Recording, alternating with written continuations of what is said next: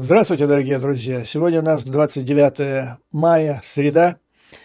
И хочу доложить, что события, которые происходят последние 2 дня, а, они как бы в русле являются закономерным результатом того, что мы с вами обсуждали в предыдущем видео.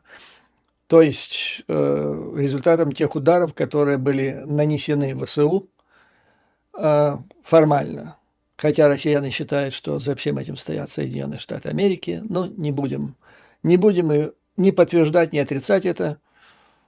Ну и в результате события резко ускорились и движутся в правильном направлении.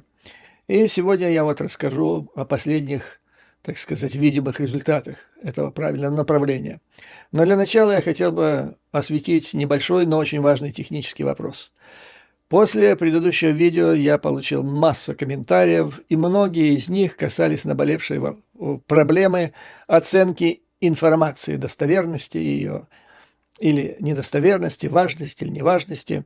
Но вот хотел бы отдельно на этом остановиться, потому что это вопрос, который важен каждый день. Каждый день вы что-то слышите, воспринимаете какую-то информацию, мне пишут, кому верить. Ну вот сейчас я вам конкретно расскажу на примере конкретных ваших вопросов, которые касались, вот, в частности, сообщений недавних, по-моему, это было вчера, то сообщение, о котором меня спрашивали, в газете «Бильд» германской. Там, по-моему, в статье речь шла о том, что якобы один раз ВСУ использовали систему «Патриот» для удара по российскому летящему аппарату, то ли самолету, то ли дрону, который находился еще в российском воздушном пространстве. Якобы на следующий день последовали гневные звонки из Бонна, из Берлина, из Вашингтона, где высокие должностные лица соответствующих стран кричали, грозились прекратить в дальнейшем поставки военной помощи Украине и так далее. Меня спрашивают, ну как же так, как же так? Значит, вот когда вы получаете такую информацию, и вы не знаете этот источник, делается просто. Вы заходите в интернет. Есть такая там организация, уважаемая во всем западном мире, называется Media Bias Fact Check. То есть организация, которая занимается исследованием массы средств массовой информации, ну, фактически во всем западном мире, и оценки того, насколько им стоит доверять. Вот я выписал, там несколько ссылок, вот то, что я сейчас выписал, я вам прочитаю. За этим стоит, ну, сколько, раз, два, три, шесть источников, которые, вот резюме этих 6 источников. Бильд широко известна как ненадежная и склонная к сенсациям бульварная газета в Германии. Вот основные моменты, касающиеся ее так называемой надежности. Бильд печально известна своей смесью сплетен, подстрекательских высказываний и сенсаций, а не объективной журналистикой. Чтобы привлечь читателей, газета использует эмоционально насыщенные заголовки и грубое упрощение. В своих материалах и редакционных комментариях Бильд придерживается правоконсервативного и популистского уклона. То есть вот как раз там, где близко, где пасутся обычно путинские эмиссары в Европе. Бильд обвиняет в распространении ксенофобии, это ненависть всему чужому, неизвестному. Ну, в общем, ненависть ко всем не нашим. И нагнетание страха перед иммигрантами с помощью сенсационных материалов. Несмотря на то, что тираж Бильд огромен, что делает ее самой продаваемой европейской газетой, ее авторитет оценивается как средний по версии вот этой организации, о которой я сказал, Media Bias и Fact Check, из-за вводящих в заблуждение заголовков и неудачной проверки фактов или отсутствия оной. Авторитетные немецкие СМИ, такие как Der Spiegel, критикуют Бильд за то, что она работает чуть ниже порога нелепости. Ну так, попросту говоря, ниже плинтуса. По сравнению с британскими и американскими таблоидами, многие... то есть ниже порога нелепости, то есть еще хуже, чем британские и американские таблоиды. Многие в Германии считают Bild противоречивым, ненавистническим, подстрекательским изданием, которому не хватает вкуса, угрызений совести и честности. Таким образом, несмотря на то, что Bild является самой тиражной газетой в Германии, медиаэксперты и специалисты по проверке фактов считают ее ненадежным, сенсационным таблоидом из-за ее правого уклона, подстрекательской риторики, отсутствия журналистских стандартов и приоритета сплетен над фактической информацией. Достоверную информацию следует искать в более авторитетных немецких газетах, таких как Süddeutsche Zeitung и Frankfurter Allgemeine. Вот так, господа, я думаю, значит, это ответ на все ваши вопросы по поводу публикации Bild. А дальше вот информацию, которую я буду дальше вам рассказывать, она на фактических материалах вам продемонстрирует, чего стоили те пассажи, опубликованные недавно статей этой газеты, о которых меня, в частности, спрашивали. Но здесь еще надо иметь в виду, то есть предвыборная кампания в США, во многих странах Европы, Путин и его режим, у них все висит на волоске. Вот, реально так, особенно после 23 марта, ударов под Армавиром, по ядерному щиту России, потом под Орском. Дела неважные по всем направлениям. Поэтому здесь в таких ситуациях обостряется информационная борьба, растет количество ИПСО, особенно в Европе, где полно российской агентуры. И тут нужно следить не только за источниками информации, с точки зрения, в принципе, насколько недостоверны, но есть еще одно соображение. Вот иногда, даже в солидных изданиях, публикуются материалы определенной направленности, типа «Шеф, все пропало». Гипс снимает, клиент уезжает.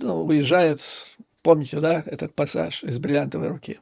Панические, полупанические тона.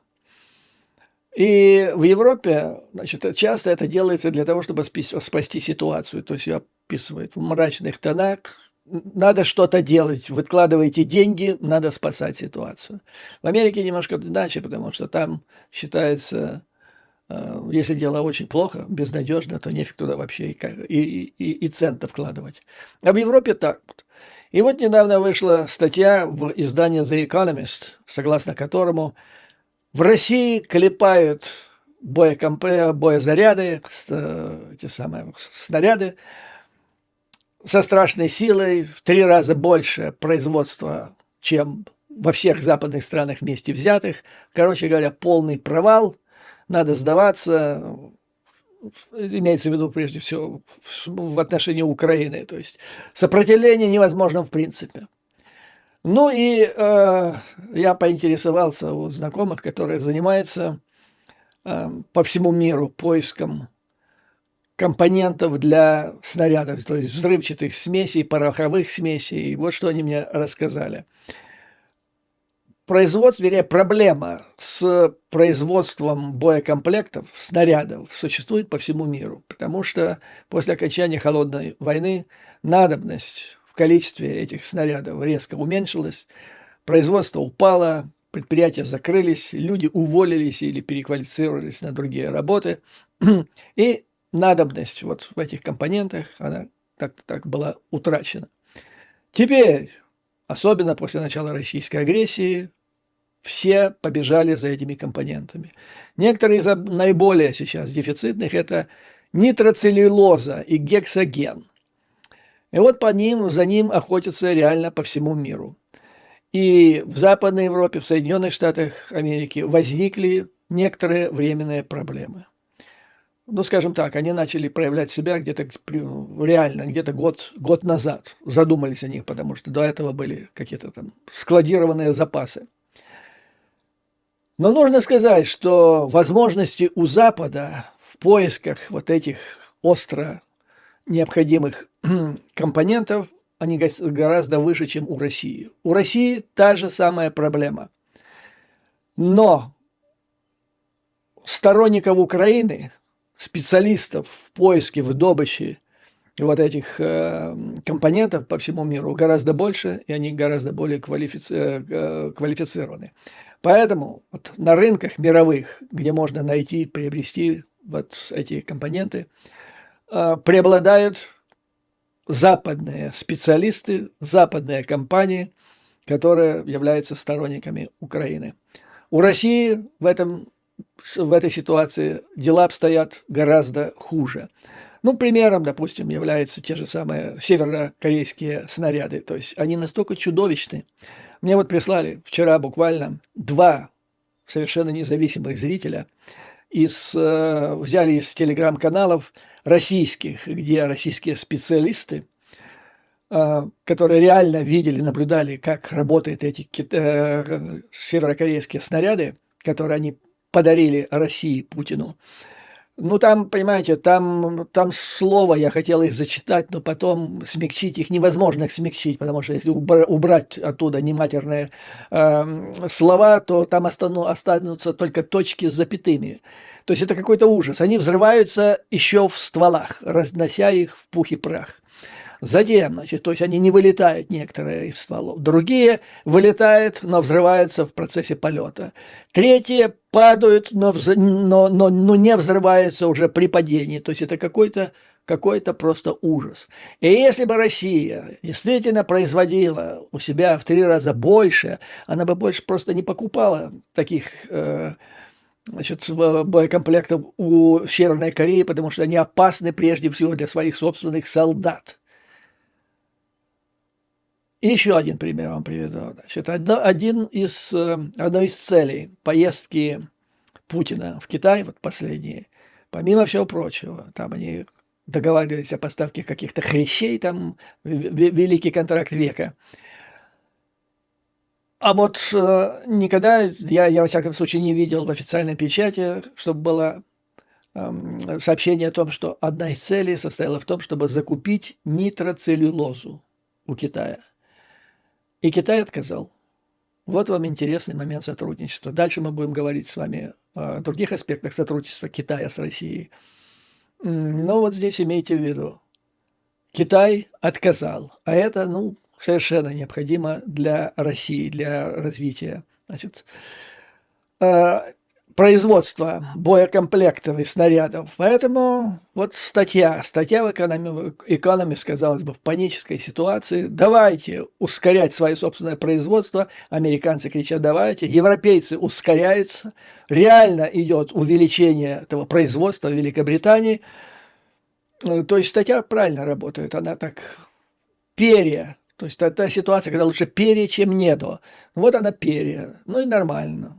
То есть тут просто надо понимать, какие настроения и способы влияния на политиков каждой конкретной страны или региона имеет место быть.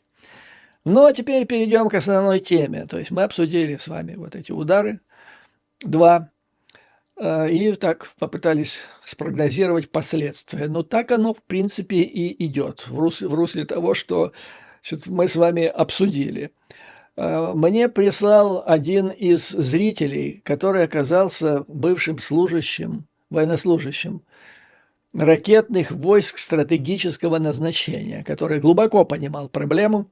Значит, он сказал так, что, безусловно, ВСУ не могли нанести самостоятельно этот удар, но хотя бы по одной простой причине, потому что этот удар он касался нарушения возможного ядерного баланса между самыми ядерными, если можно так сказать, странами на земном шаре, Соединенные Штаты и Раша.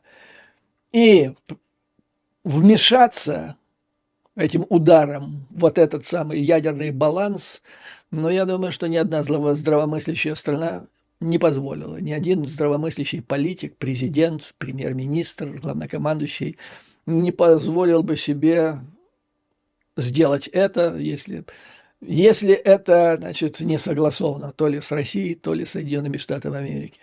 А другой, значит, сравнил эти 2 удара так весьма образно. Он сказал, что первый удар, это 23-го, это Армавир. Значит, этот удар был как бы так вот по физиономии рукой, по плешивой физиономии бледной Молли. А второй удар, который последовал через 3 дня, это уже удар был половой тряпкой, обильно смоченной желтой жидкостью и по морде этой самой наглой плешивой морде еще раз. Ну и прошло уже с 23 мая практически неделя, и что мы имеем? До сих пор никакой официальной реакции Кремля. Первая реакция фактически, ну это за исключением реакции, видимо, уполномоченного на это Рогозина, который мне пишут сейчас, кричит, что этого ничего не было, это все фейк. То есть он откомментировал, пригрозил Вашингтону за какой-то фейк.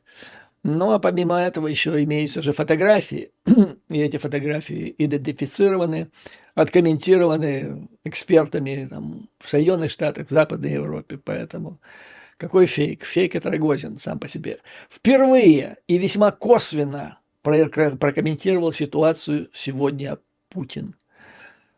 Да, об этом сообщили сегодня, я не знаю, то ли это было вчера вечером, то ли сегодня с утра. Короче говоря, задержавшись на сутки в Узбекистане, кстати, я не нашел правдоподобных объяснений, почему он там задержался, какие великие проблемы он там решал.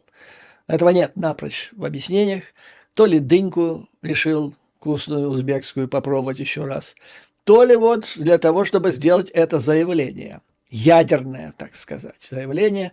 Почему он не мог сделать это в Москве? Ну, видимо, у человека очень лимитировано пространство, куда он может поехать, очень ограниченное количество союзников, да хотя бы не только союзников, а вообще людей, которые еще с ним разговаривают, вынуждены разговаривать. Поэтому, видимо, он хотел продемонстрировать, произнося вот следующие слова, на территории союзника, такого мощного союзника ядерного, как Узбекистан, что мы не одиноки, вот у нас есть союзники, поэтому мы очень серьезные люди.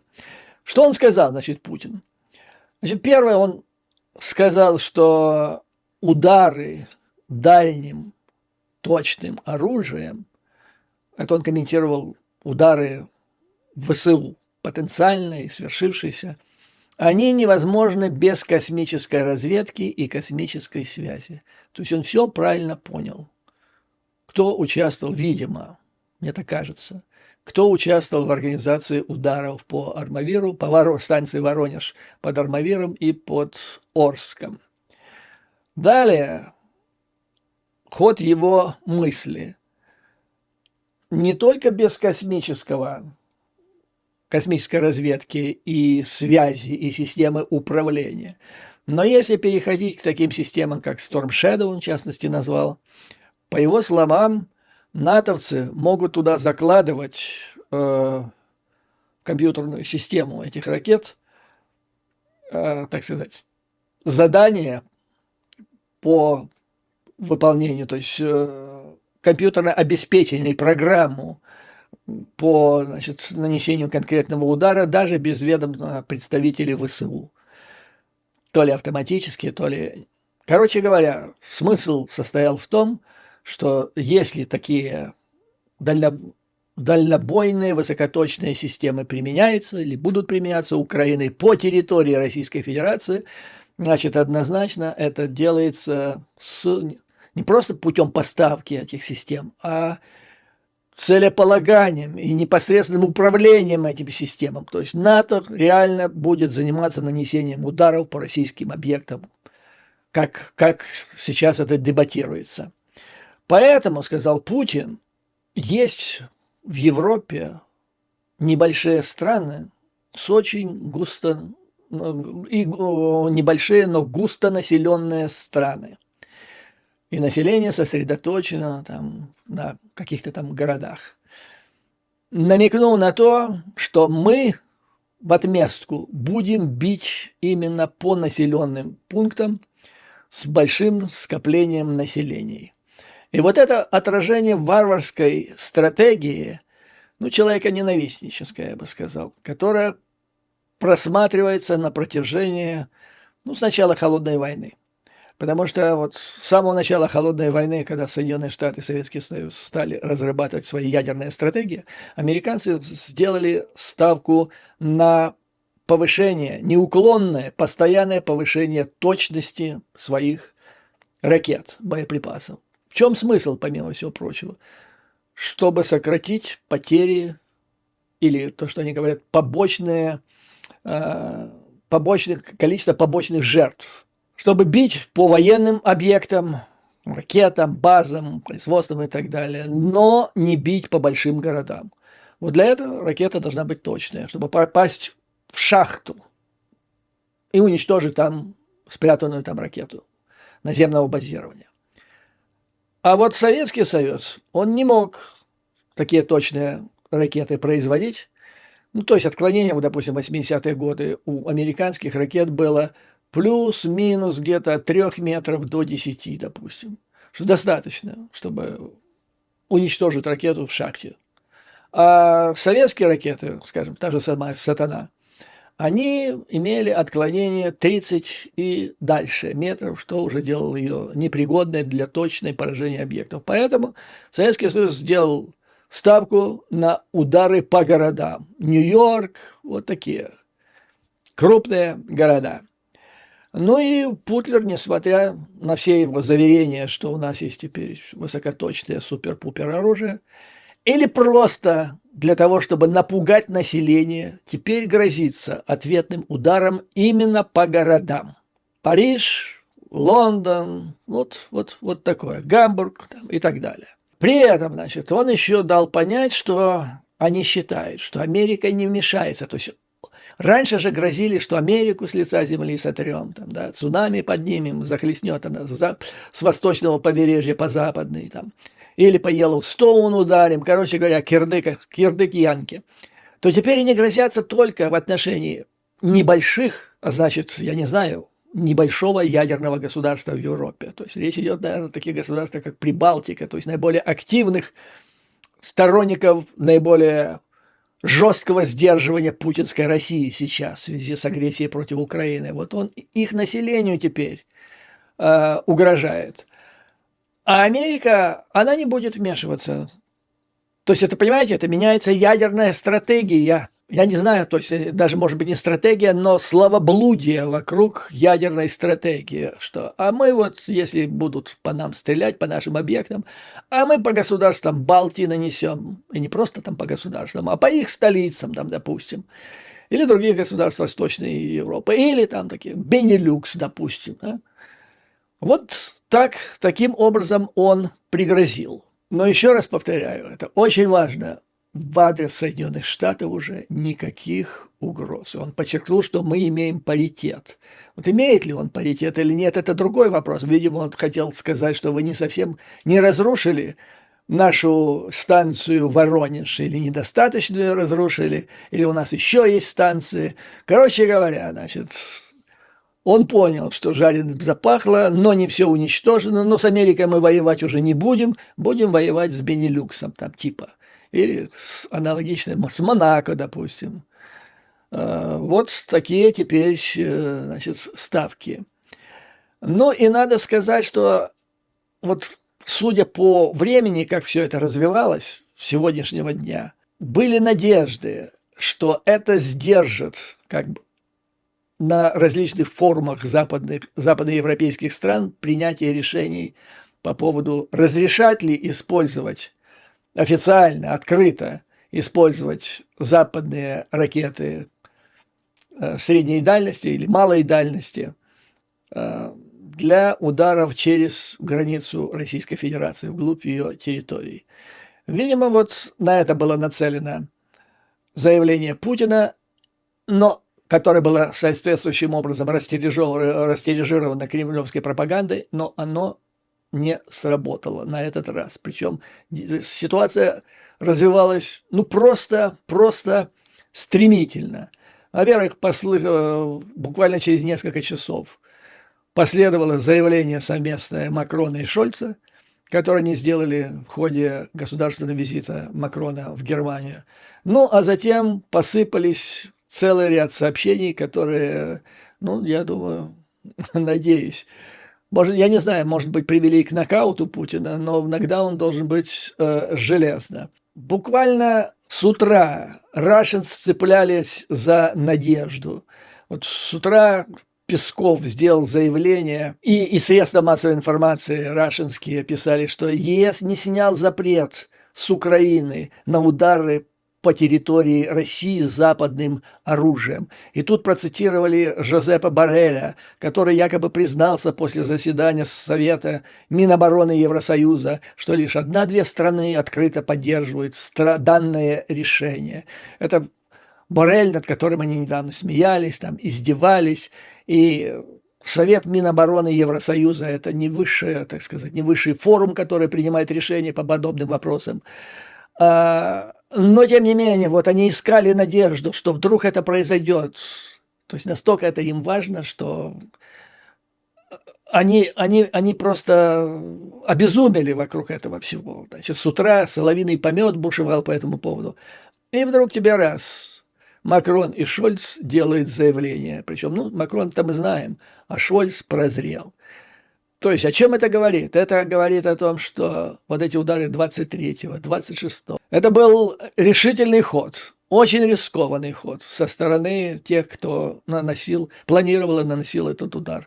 Но он сыграл положительную и правильную роль в дальнейшем развитии событий. То есть Запад понял, что король-то голый, Потемкинская деревня путинская, она без такой ядерной защиты, как должна, по идее, быть. А поэтому, значит, Путин лишился своего главного оружия – блефа ядерным оружием. И его пугалки, которые он, значит, запустил последний раз из Узбекистана, они привели к ускорению процесса западных лидеров, процесса принятия кардинального решения в отношении Путина. То есть применять или не можно или нельзя применять западное оружие через территорию Российской Федерации. И, конечно, самое большое, я бы сказал, неожиданность и достижение сегодняшнего дня, которое является, я считаю, прямым, в том числе результатом этих пугалок сегодняшних Путина, это изменение позиции Шольца. Совсем недавно он говорил, да никогда Торос, ракеты не поставим, потому что там территория Российской Федерации. Все изменилось, все. То есть Макрон сказал, что можно бить по тем базам, с которых летят российские ракеты по украинской территории. Ну и другие военные объекты, с которых атакуется Украина. То есть фактически он стоял еще и с фотографией, где были обозначены эти базы российские. То есть это, если так проанализировать его высказывание, любая база, авиационная база, с которых взлетает Ту-95 или Ту-160 и потом запускает ракеты по Украине. Значит, любая из этих авиабаз. Любое место дислоцирования самолетов, из которых наносятся удары по украинской территории. Затем, значит, места дислокации ракет. То ли это корабль, то ли это подводная лодка, то ли это наземные какие-то установки и так далее. Короче говоря, все то, что стреляет по территории Украины, это теперь законный, согласно Макрону, это законный объект для поражения тем оружием, которое передают западные страны Украине. В частности, он подтвердил, это касается и французского варианта ракет Storm Shadow.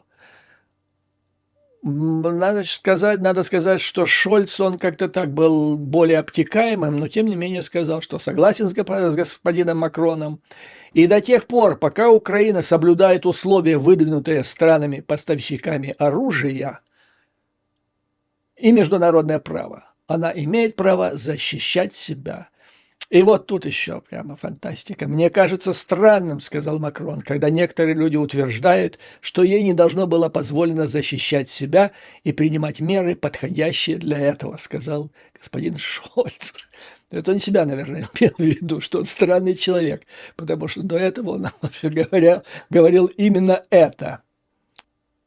подкремлевские СМИ сообщили, ссылаясь на Борреля, что якобы всего одна-две страны Евросоюза выразили готовность, значит, разрешить использовать западное оружие по территории Российской Федерации, пошло сообщение в западных СМИ о том, что 10 стран, 10 западных стран, 10 дали свое согласие на то, чтобы Украина могла бить их оружием по военным объектам на территории России.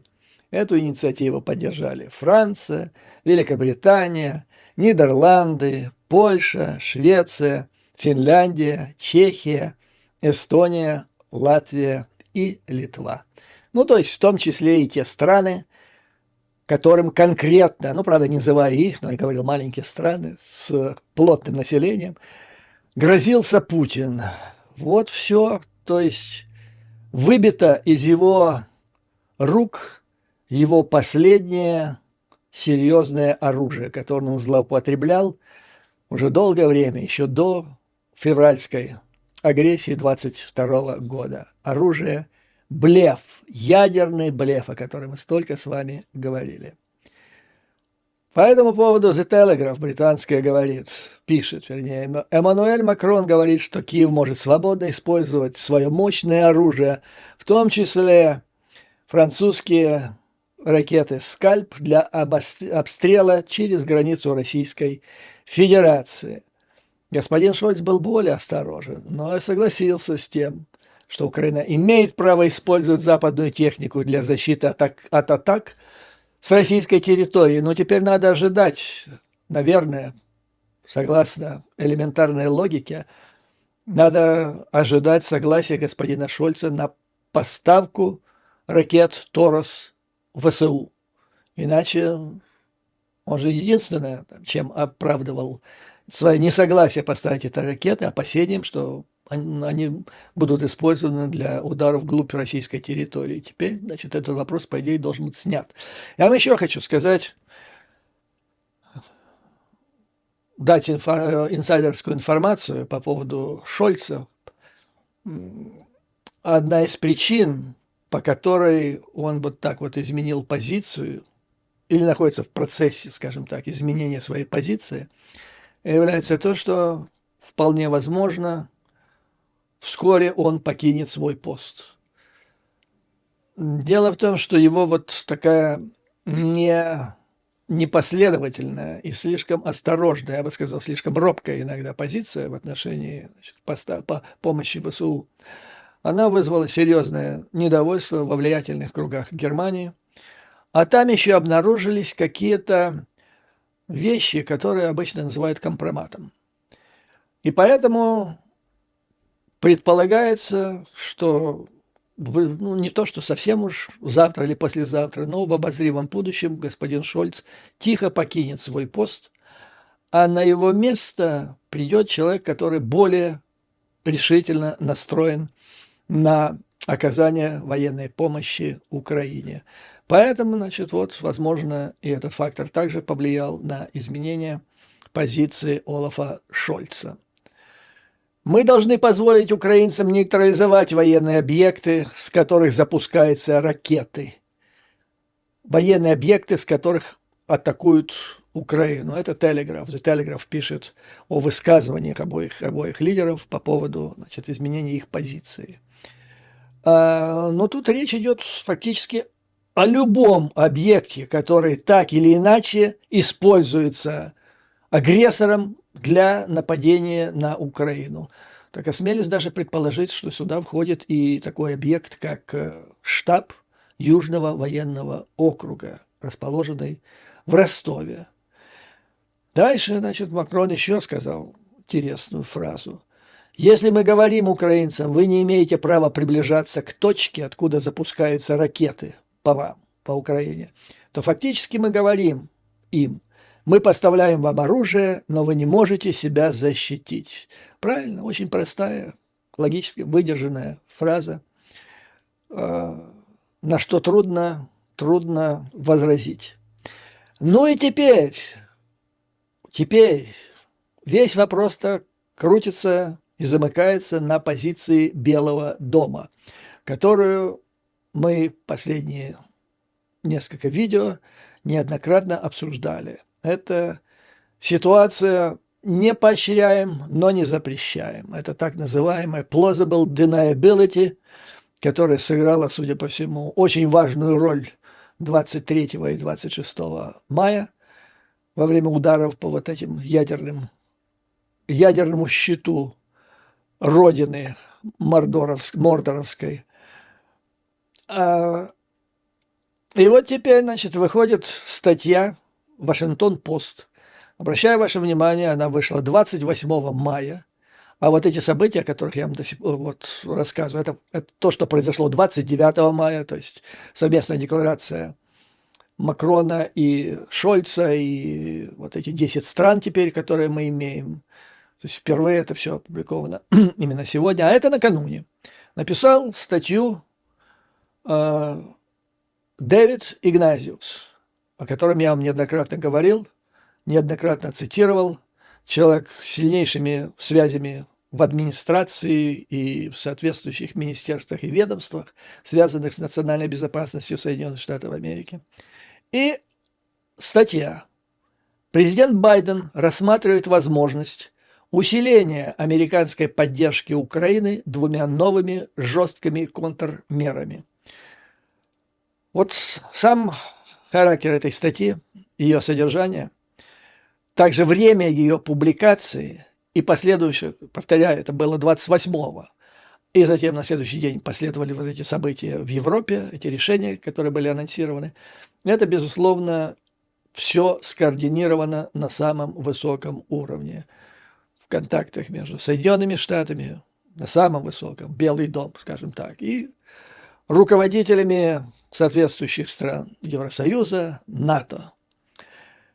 В статье говорится, для борьбы с успехами России в Украине, имеется в виду Харьковское направление, президент Байден рассматривает 2 новые жесткие контрмеры. Наказание Китая за поставку ключевых технологий Москве и снятие ограничений на использование Украиной американского оружия малой дальности для атак внутри России.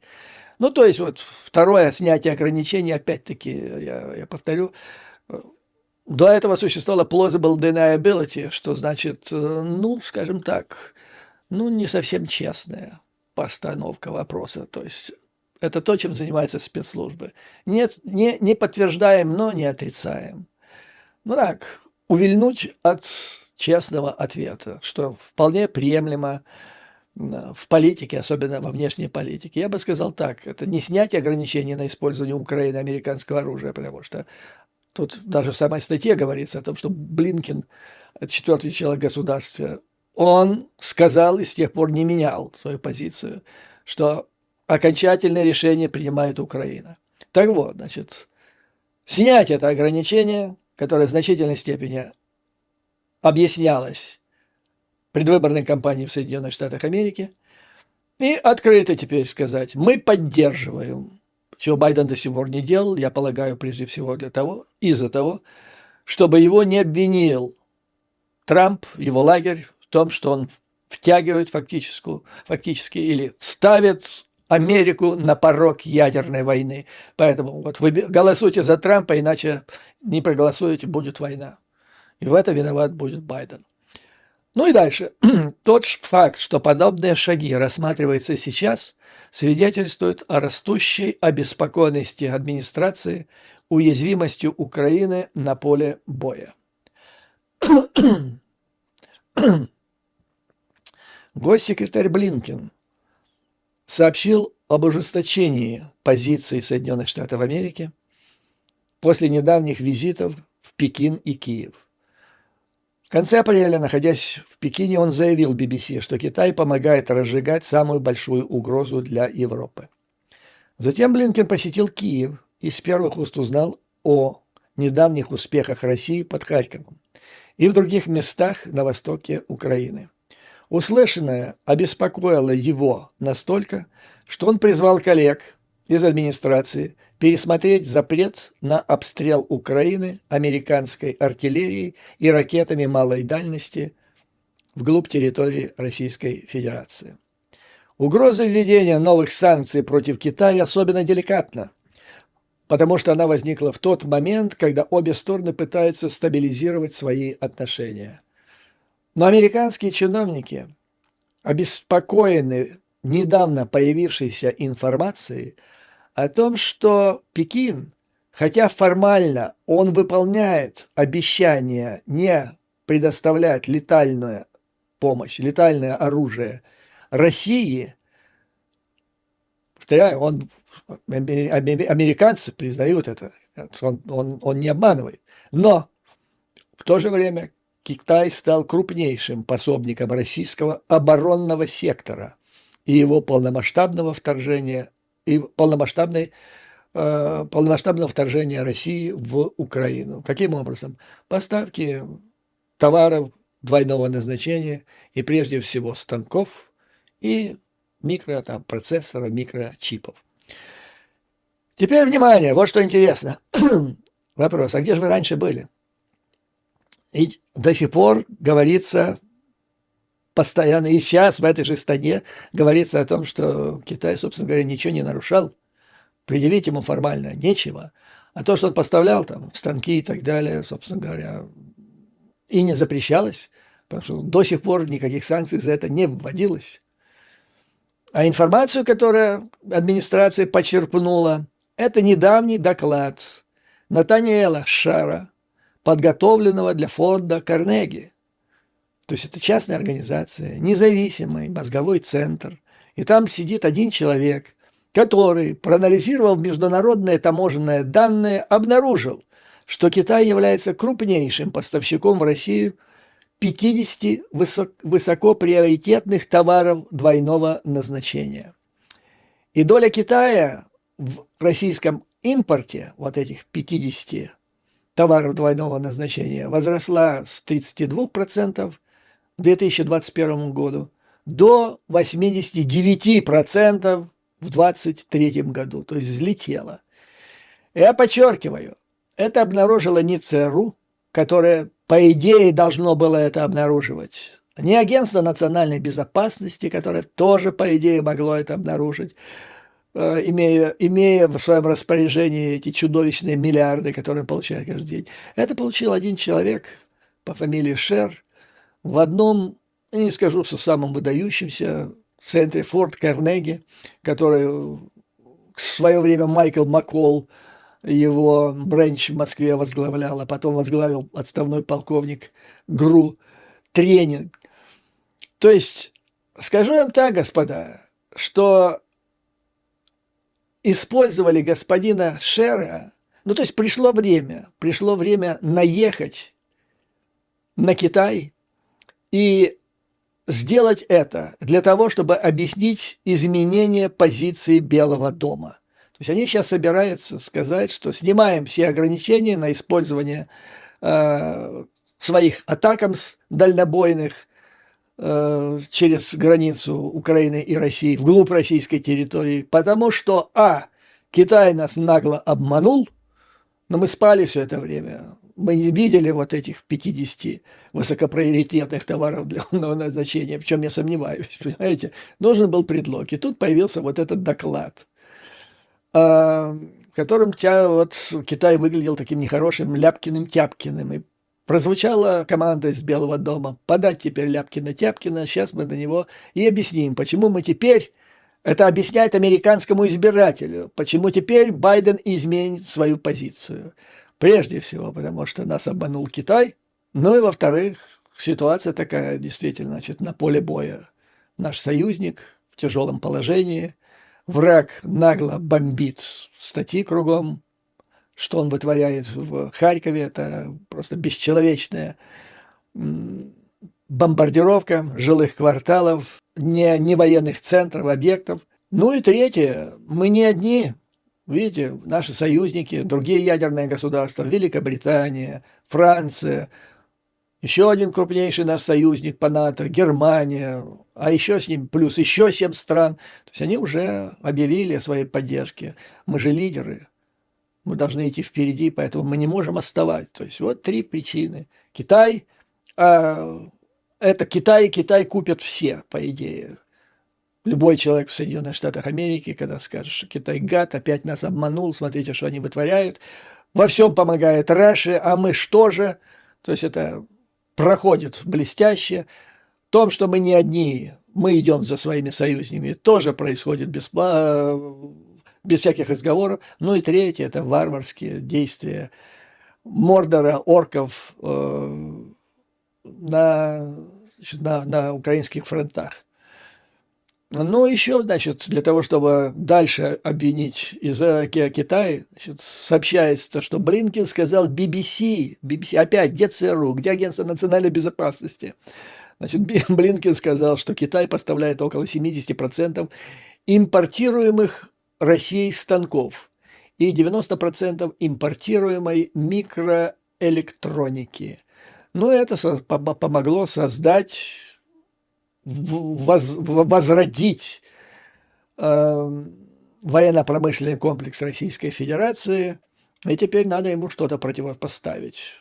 И что мы можем сделать? Вот что мы можем сделать. Значит, вот эти данные по поводу 70% импортируемых станков и 90% импортируемой электроники, опять-таки, ни МИ-6, ни ЦРУ.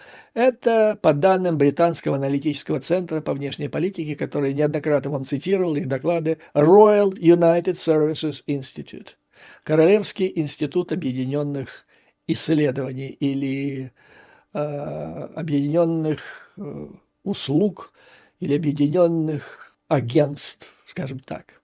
И теперь история, очень интересная. Смотрите, в одном пассаже. Си Цзиньпин балансировал между двумя странами, то есть позиция России и его интересы в отношении Запада, китайские интересы в отношении Запада. После того, как Россия вторглась в Украину в феврале 2022 года. Китай публично призвал к прекращению огня, то есть перед всем миром мы хорошенькие, 12 пунктов, мирный план китайский. Но Путин умолял предоставить оружие. Оно было готово к поставке. Китай был с самого начала готов поставлять открыто летальное оружие.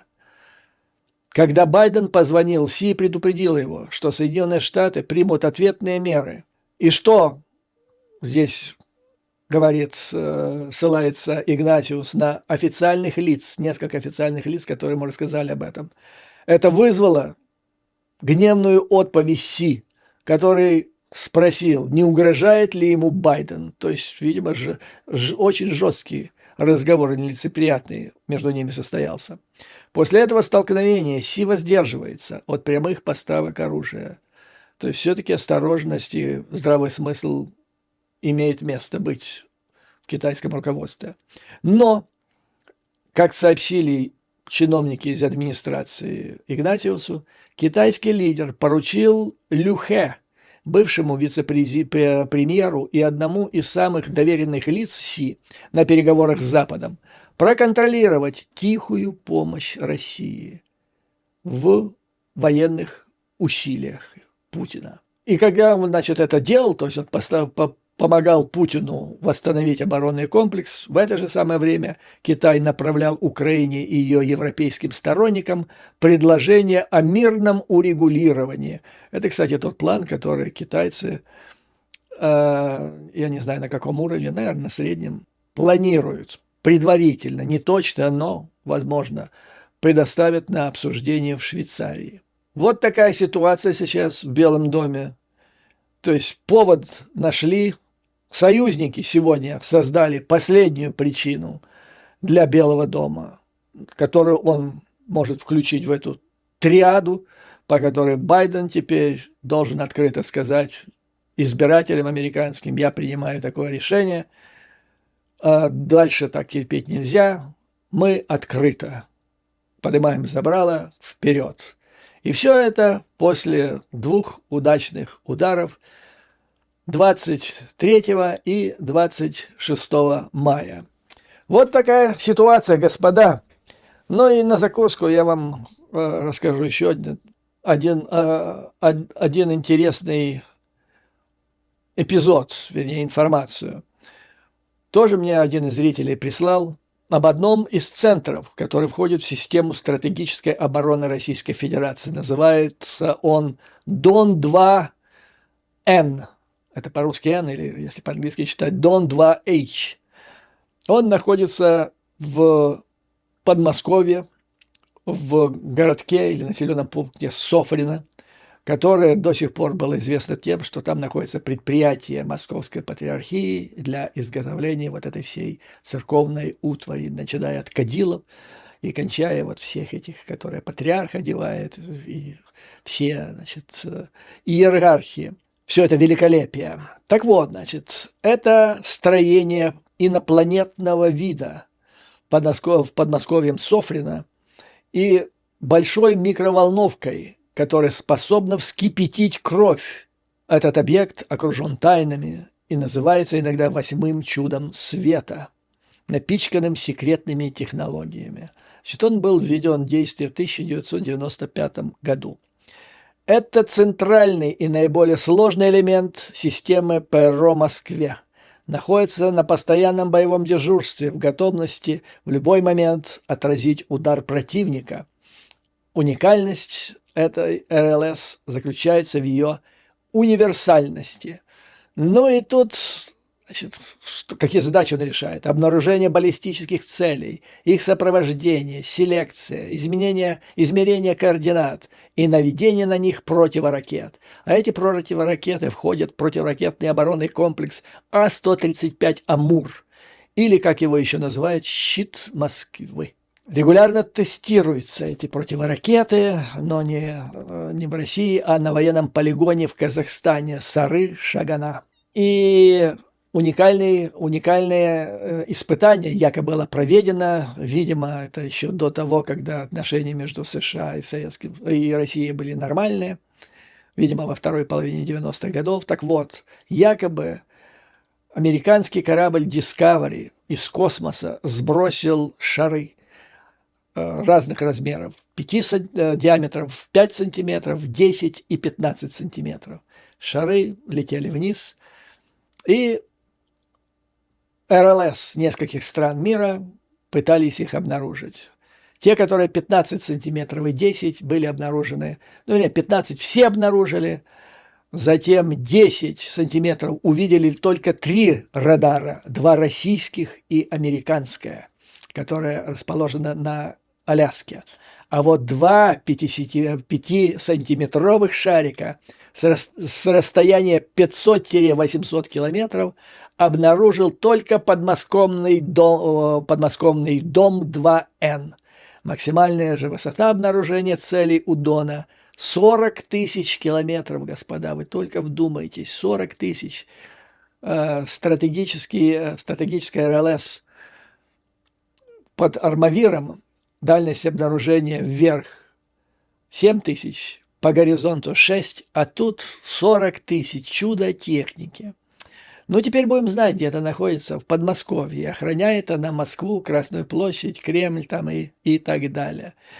То есть она похожа на пирамиду Хеопса, усеченная ширина 140 метров по нижнему краю, 100 метров по верхнему краю, высотой 40 метров. Человек рядом с ней кажется совсем крошечным, но, видимо, она из космоса также введена.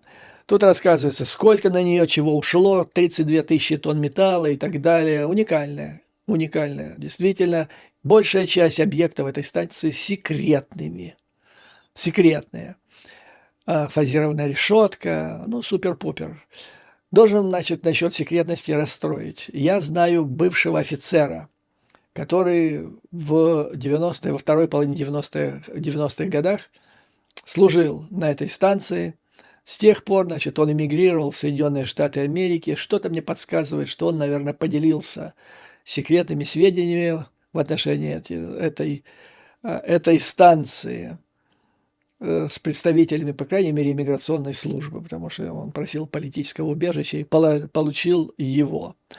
Ну вот, что-то мне... Да, почему это появилось в средствах массовой информации, это информация, которую я вам сейчас зачитываю, она была опубликована в 2016 году.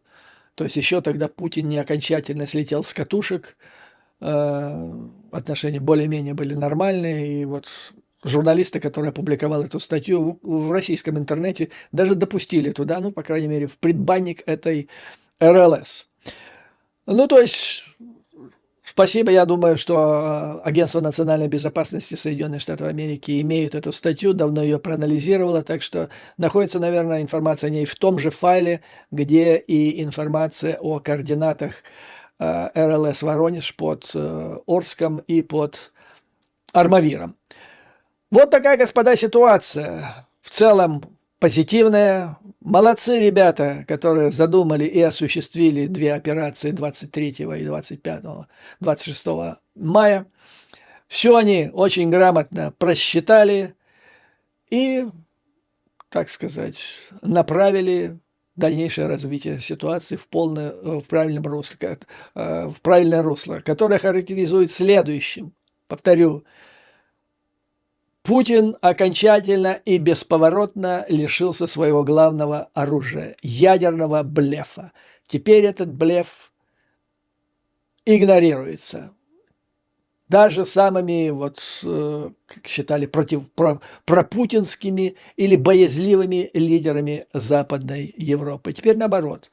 Вот это бренчание его ядерными причиндалами, оно теперь, наоборот, ускоряет антипутинское решение соответствующих стран НАТО. И надеюсь, что это должно достаточно быстро изменить ситуацию на Харьковском направлении прежде всего. Ну а потом вкупе, значит, если сопоставить полученное разрешение и те, которые еще будут представлены открыто, и с ракетами, которые поставляются Украине, я думаю, что ситуация должна в значительной степени измениться для Украины в лучшую сторону. То есть прошла успешно операция, я бы ее назвал так, усмирение строптивого окурка или ядерная кастрация бледной моли. Вот на этом, дорогие друзья, позвольте закончить это видео. Как всегда, слава Украине и вооруженным силам. Враг будет разбит, победа будет за нами. Вам, дорогие друзья, выдержки, мужества и твердой веры в нашу неизбежную победу. До скорых встреч!